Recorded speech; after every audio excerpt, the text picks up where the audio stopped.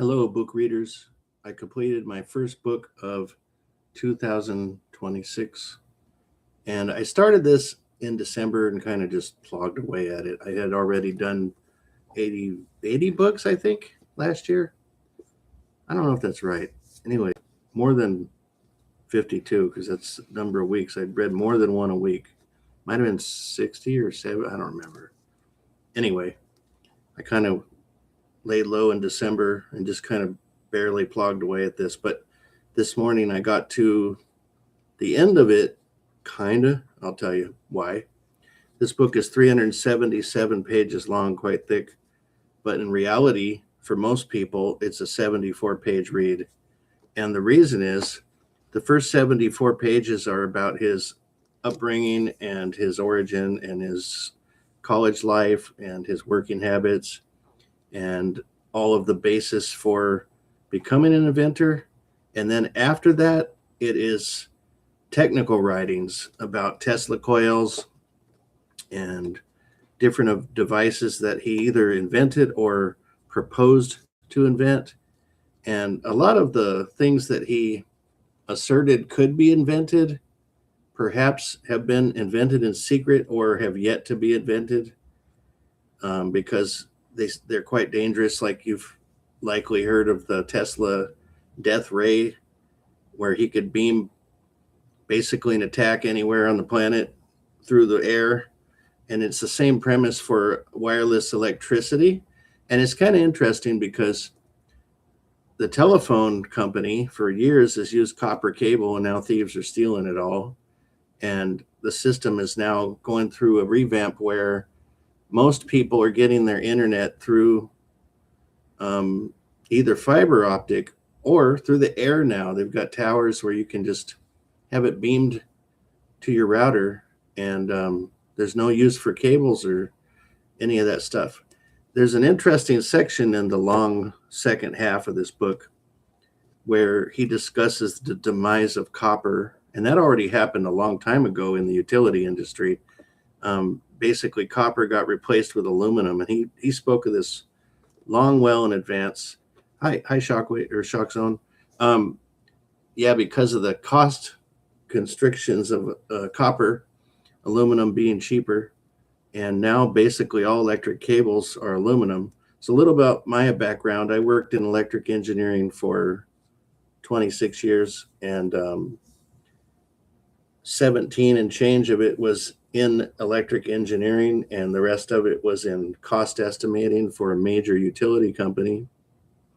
So the only persons that would want to read the last 300 pages of this are people that are interested in electric engineering, perhaps, or students of electrical engineering, or actual electrical engineers.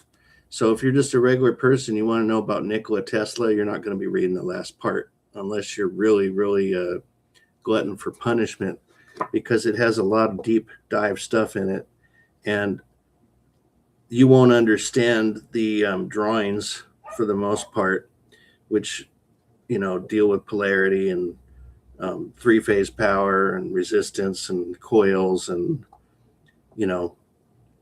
inductors and all these things. I know all this stuff because I've gone through training courses and stuff when I was in engineering, but most people are going to be too much depth and likely boring. But the first part was quite weird. It's hard to figure this guy out. He's either, obviously he was a genius and he came up with stuff that was quite, notable for his time. It hadn't been done ever. But the things that were revealed by him in this book, some of them kind of make you go, wow, does this guy have extraterrestrial intelligence or is he nuts? And you can't really tell. And then in addition to that, some of the claims that he made, you'd sit there and think, man, it sounds like Norm from, not Norm, but the postman from Cheers, where he just likes to ramble on and tell grandiose stories. You can't tell if he's being for real or if he's screwing with you or if he's just nuts or if he's so genius that some of these things are beyond grasp of a regular person. Um, Not sure. It's pretty weird. He has had the work ethic of a maniac. I mean, he never slept. Basically, his professors were telling his dad that he was going to die if he kept up that level of work, and he wanted to learn so bad that he was putting himself in jeopardy. He talks about the lack of not intellect of society, but the basically the lack of drive to try to learn anything, and it's epidemic now. It's not only epidemic, it's embarrassing that people don't try to learn anything anymore.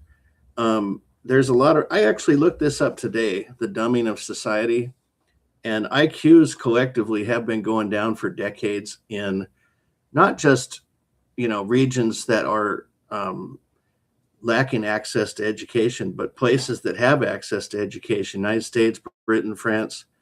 These areas, IQs are all going down, and there's several possible reasons.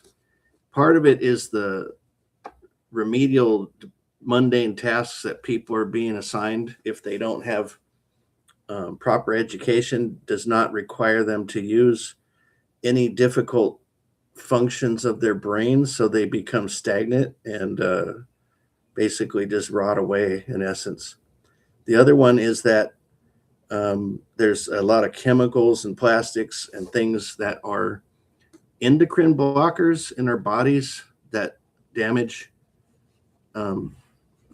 brain power, I suppose. And the other part is the lack of reading, that people don't bother to read anymore.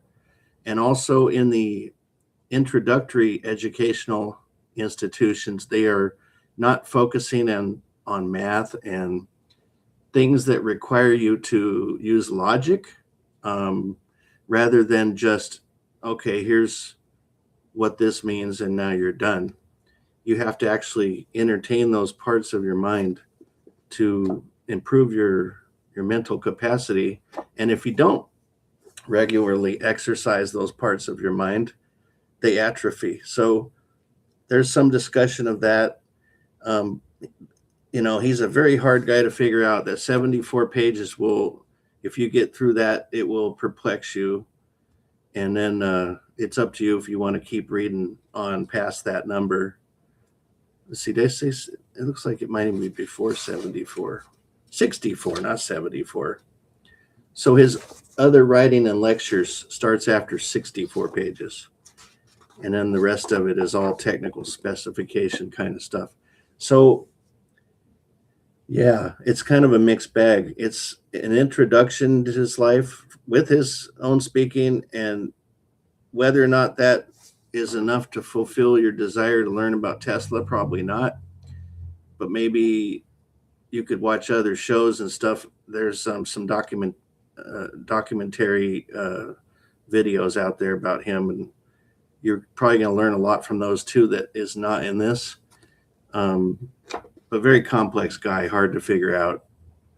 I can't even summarize the first 64 very well of what I read, because it was so all over the place. He even got into spiritualism about how he was basically notified somehow that his mom had passed. And before that, he said he had no experiences of spiritual stuff, but that one was like, a lightning bolt hit him that he knew his mom had died. So, yeah, it was a weird book. And it's not really a book. It's a introduction with technical specs attached. Yeah, that's about it.